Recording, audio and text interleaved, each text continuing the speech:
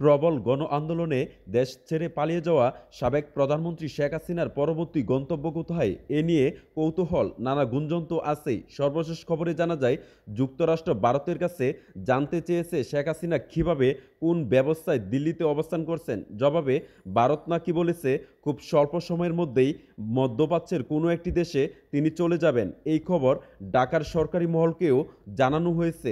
গত 5 আগস্ট ছাত্র জনতার গণ আন্দোলনে পদত্যাগ করে ছোট বোন শেখ রেহানাকে নিয়ে ভারতে পালিয়ে যান শেখ হাসিনা। বাংলাদেশের সামরিক বাহিনীর একটি বিমানে তিনি দিল্লির কাছে গাজিয়াবাদের হিন্দুন বিমান ঘাঁটিতে অবতরণ করেন। এরপর থেকে তিনি কোথায় আছেন তা আর প্রকাশ পায়নি। শেখ হাসিনার সঙ্গে থাকা কূটনৈতিক পাসপোর্টও বাতিল করে দিয়েছে সরকার। এই ধরনের পাসপোর্টধারীরা ভিসা ছাড়া ভারতে ৪৫ দিন বৈধভাবে থাকতে পারেন। ইতিমধ্যে ভারতে শেখ হাসিনা প্রায় ২ মাস ধরে অবস্থান করছেন। কূটনৈতিক পাসপোর্টে তার বৈধভাবে অবস্থানের মেয়াদও শেষ হয়ে গেছে।